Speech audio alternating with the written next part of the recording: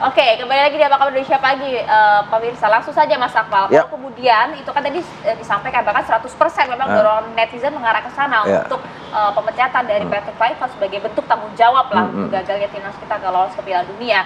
Kalau kemudian ini direspon oleh federasi, sebenarnya dimungkinkan tidak sih dalam skema yang akan berlangsung? Ya sekarang federasi saat ini seperti makan buah si malakama gitu kan, seperti sumpah palapa lah, dilaksanakan ibu mati tidak dilaksanakan bapak mati, karena Vox Populi Vox Dei kan gitu kan. Kekuatan kita sekarang suara rakyat suara Tuhan. Ketika kemudian masyarakat sepak bola menginginkan Patrick Kluivert out, maka kemungkinan itu akan diambil oleh PSSI, walaupun nantinya pasti ada hal-hal yang harus dilakukan, misalnya kompensasi. Betul. Terakhir ketika Patrick Kluivert di Adama Dance Sports, dia itu ada klausul kontrak, kalau kemudian dia dipecat maka harus diselesaikan kontraknya sampai selesai. 2 tahun Dengan itu ya? waktu itu nilainya dia 150.000 euro atau sekitar 2,3 miliar per bulannya. Tapi Adana Dance Sports ketika itu mengambil jalan tengah apa?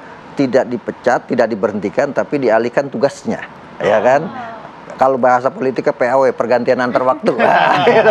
Dialihkan sebagai direktur teknik atau pengembangan ketika itu. Dan ini kan sebenarnya apa yang dilakukan juga sama pelatih tim nasional putri, Mochi, dikontrak, tapi kemudian gagal kemarin, akhirnya dialih tugaskan untuk talent scout dia. Sehingga kemudian tidak harus membayar kompensasi mahal.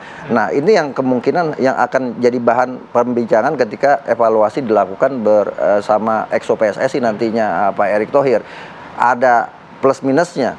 Ketika memecat, maka kemudian harus ada kompensasi yang keluarkan, kecuali ketika Patrick Kluivert dikontrak, memang targetnya adalah KPI-nya harus lolos Piala Dunia. Ketika dia tidak lolos, maka dia gagal. Nah, ketika gagal tidak ada kompensasi yang diberikan. Kita tidak tahu isi kontraknya. Itu yang saya tahu, Patrick Kluivert kontraknya sampai 2027. Artinya kalau dia diberhentikan bersama timnya, maka harus ada kompensasi setidaknya sampai 2027. Nah, yang kedua adalah ini kan Kluivert out itu bukan hal yang baru gitu kan, karena sebelumnya ketika dia baru mau menggantikan Sintayong saja sudah ada itu tagar hashtag Kluivert out, bahkan di Instagramnya Kluivert itu sampai 50.000. Kenapa? Karena masyarakat Indonesia masih sangat cinta kepada Sintayong. Nah, ini dia. Apakah kemudian penggantinya langsung harus STY? Nah, ini akan jadi problem juga gitu kan.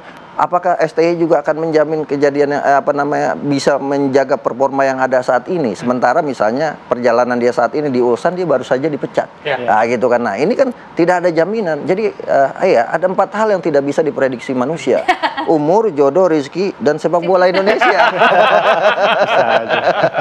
Oke, 4 itu tidak bisa. Tapi kalau dari reaksi netizen juga bisa direspon dong. Lihat responnya seperti apa? Ya, kalau dari data netizen yang kita pantau ya, akhirnya memang dibandingkan antara Coach Kluivert dengan Coach STY. Dan dari perbandingan itu, ya boleh dibilang tidak ada yang mendukung untuk Kluivert tetap bertahan sebagai pelatih timnas. Dan bahkan masih banyak yang meminta agar Coach Shin untuk balik kembali. Nah, ini memang menjadi PR juga ya kalau bicara tentang apakah PSSI nanti akan menuruti keinginan netizen ini. Karena mengingat dalam sejarah timnas kita, mungkin tadi seperti sudah disampaikan sebelum pas off air kita sebentar, yaitu baru Coach Alfred Riedel ya yang pernah balik lagi, dan itu pun memang tidak bisa menjamin bahwa Coach Shin bisa membawa timnas kita misalnya katakanlah menang juara Piala Asia 2027 atau juara Piala AFF misalnya 2026. Memang tidak ada jaminan seperti itu sih.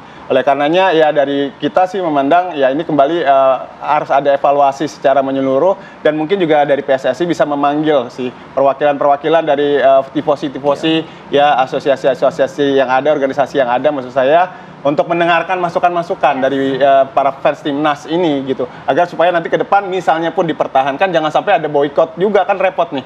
Timnas mau berlaga nanti November ada uji coba timnas senior, jangan sampai nanti ada ajakan untuk boykot-boykot. Nah, itu akan menjadi hal yang negatif sendiri sih buat bangsa kita dan juga buat PSSI tentunya. Oke, mungkin kita bahas sedikit mengenai sosial media ya. Ketika Patrick Kluivert menutup kolom komentarnya, ini berpengaruh sama konotasi negatif dari netizen tadi juga. Betul, karena memang ada beberapa hal sebenarnya. Cuman yang mungkin agak besar adalah pertama ketika Coach Kluivert dan beberapa asistennya tidak segera waktu selesai pertandingan laga lawan timnas Irak tidak mendatangi tribun penonton itu loh.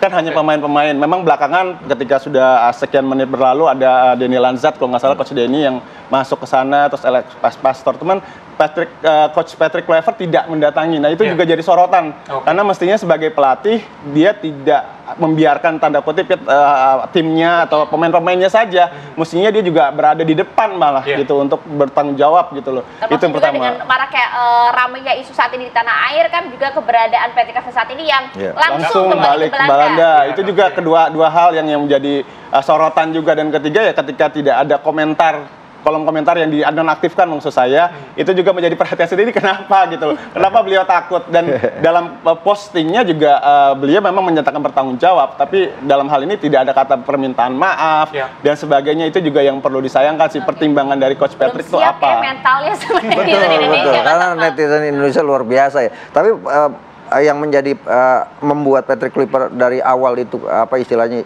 kurikulum vitae-nya tidak begitu bagus ya dari sisi pelatih, yang kemudian dari sisi prestasi pelatih juga tidak begitu baik itu, sehingga kemudian itu yang akan dimunculkan oleh netizen. Ditambah lagi Patrick Kluivert kan tidak pernah ada di Indonesia, jadi kalau mau tanding baru datang, sehingga kemudian apa? Kemudian masyarakat ini pelatih tim nasional atau pelatih tarkam gitu kan. Nah sekarang misalnya kayak kemarin kita mau ke Arab Saudi, pemainnya berangkat dari sini, Patrick Kluivert langsung dari Belanda. Ini tim nasional Indonesia atau tim nasional Belanda gitu kan. Nah sebagai pelatih dia harusnya ada di Indonesia, memantau liga kita, termasuk berkomunikasi dengan pelatih-pelatih di liga kita untuk capai standar yang diinginkan. Misalnya fisiknya saya mau segini loh, tolong di liga fisiknya pelatih-pelatih ditingkatkan. Kemudian sistem bermain mau seperti ini, agar kemudian nanti ketika para pemain masuk ke tim nasional tidak mulai dari nol lagi, tapi kemudian sudah berlanjut dari apa yang terjadi di kompetisi. Jadi menurut saya selain Kluivert out, ada satu hal yang menjadi PR PSSI yang harus bagian dari evaluasi. Setelah kita gagal ini banyak hikmahnya yang harus kita ambil, bahwa yang pertama sepak bola kita dalam proses sepak bola yang masih berkembang. Tahapannya sudah ada di level ini, bagaimana mempertahankan di level yang ada sekarang. Nah, yang kedua adalah mau sampai kapan naturalisasi ini? Misalnya target kita berikutnya 2030 Piala Dunia. Pemain yang ada misalnya Joy Polupesi udah 37 tahun, Tom Hay udah 35 tahun. Apakah kita akan terus melakukan proses naturalisasi sampai kita lolos Piala Dunia? Padahal ada tempat yang harus dibenahi apa? Saya selalu mengatakan bahwa tim nasional yang kuat itu lahir dari pembinaan yang hebat dan kompetisi yang sehat. Jadi pembinaan harus jadi pondasi. Kenapa misalnya Spanyol, dia sempat gagal walaupun dia levelnya dunia, dia sempat gagal. Tapi setelah itu cepat bangkit. Kenapa? Karena pondasinya kuat. Nah, kita ini kan pondasinya masih rapuh. Kita akan masuk Piala Dunia U17. Betul. Coba kita lihat dari situ dulu, bagaimana pembinaan dan juga perencanaan matang untuk mencapai Piala Dunia gitu ya. Mas Akmal, terima kasih. Mas Ridho, matur suwun. Terima kasih. Pemirsa, kita akan jeda terlebih dahulu. Usai jeda kami hadirkan ada yang viral di media sosial, yaitu seorang warga di Kecamatan Medan Timur yang ternyata ini mendorong lurah hingga tercebur ke parit. Sebenarnya apa yang terjadi? Kami hadirkan usai jeda.